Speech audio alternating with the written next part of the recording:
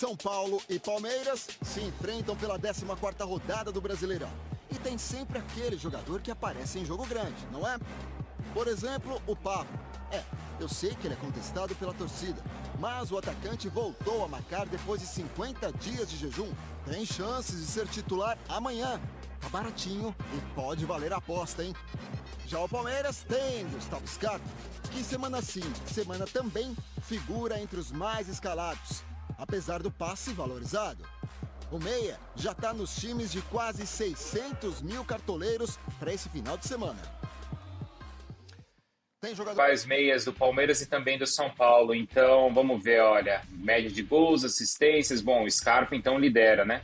São 7 gols e 14 assistências. O Veiga em 29 jogos tem 9 gols e 2 assistências, mas olha só na média, hein? O Rigoni com menos jogos tem uma média de de meio gol por jogo, vai, vamos assim, 0,5. E olha o número de assistências também. E aí no Benítez as médias também um pouco inferiores. Então acho que na média ali é a briga entre Scarpa e Rigoni. Que dupla você escolhe para sábado? Vai, escolhe uma dupla aí.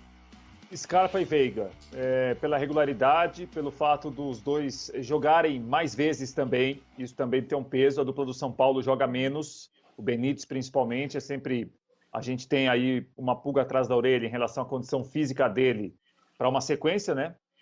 E o Rigoni entrou muito bem, mas também é uma entrada muito boa em um time que tem algumas dúvidas hoje. Então a dupla do Palmeiras me parece que no momento está mais consolidada, está melhor que a do São Paulo. Lembrando que o Benítez está suspenso, né? Para esse jogo de sábado, mas mesmo assim a gente pode continuar a nossa escolha aqui, Eugênio. Que dupla você escolheria? Scarpa e Rigoni. Acho que o argentino vive um grande momento no time do São Paulo. Gosto muito do Veiga, valorizo a importância dele, mas fico com o Rigoni. O Eugênio foi mais perto que você, tá mudando a Ninguém falou regra, que não podia. Coisa vergonhosa, Eugênio. Você está mudando a regra do quadro. O quadro Eugênio, tem uma regra, ousado, Eugênio. Vantagem, Eugênio. Já não basta Eu você mexo com os dois. Você quer mudar agora a regra do quadro, Eugênio? O time é meu ou é seu? Não, eu é posso seu. fazer uma mistura. Tá certo. Amanhã, você colocou quanto no placar do jogo? Eu coloquei colocou empate. Colocou empate, então. Eu coloquei Palmeiras. Eu poderia escolher Scarpa e Veiga. Mas, você como colocou empate, você tem que pegar um de um time, o outro do outro. A minha dupla desses 4 aí é Scarpa e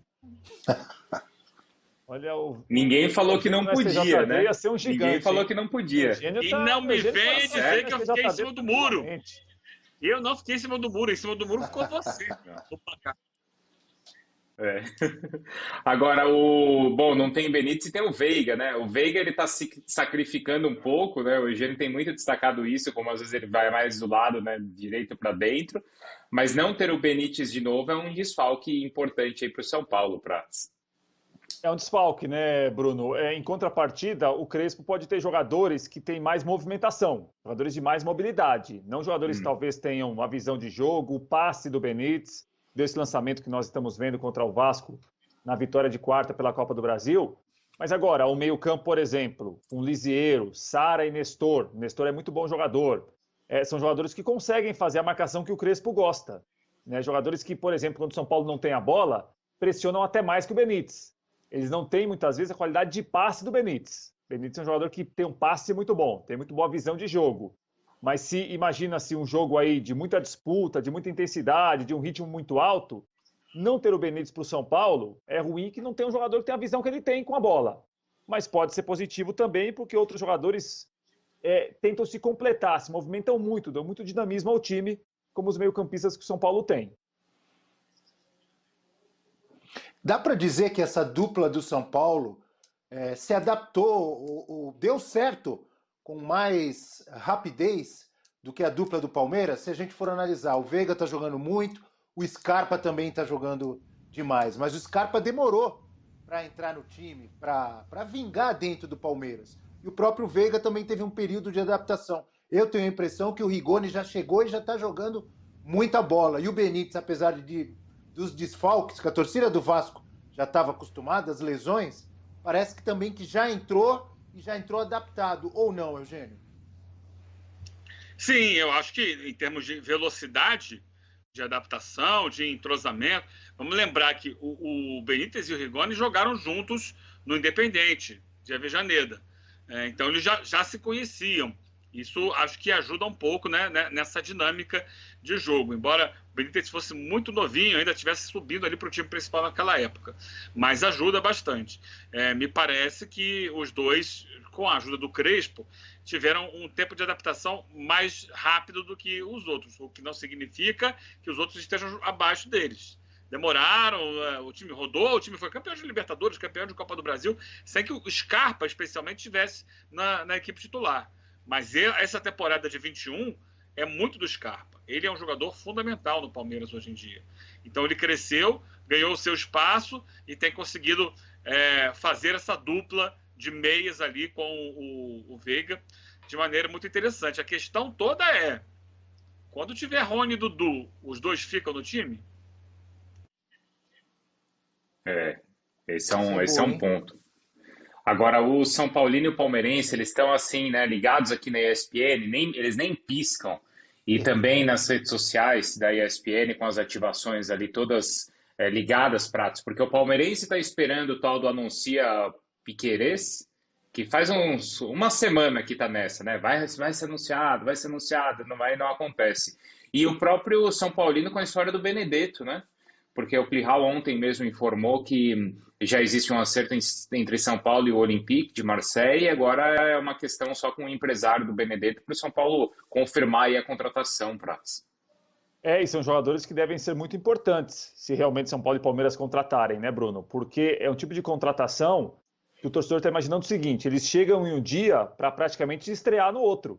Né? Então o São Paulo tenta correr para contar com o Benedetto na Libertadores contra o Palmeiras, e o Palmeiras conta com o Piquerez em uma posição que perdeu o Vinha, né? Tem o Jorge e está tendo o Renan, mas o Piquerez também chega em total condição para disputar a condição titular do Palmeiras. Então, assim, são contratações que certamente podem acrescentar muito ao time. Mas entre as duas são posições diferentes, outros contextos, outras histórias. Mas entre as duas, Bruno, a do Benedetto me parece mais fundamental ao São Paulo. O Benedetto é um jogador que dá a impressão que se chegar em um dia e tiver condição, vai ser colocado pelo Crespo no outro dia para jogar. O Piquerez talvez leve um pouco mais de tempo, ter uma disputa maior pela posição. O que você acha, Eugênio?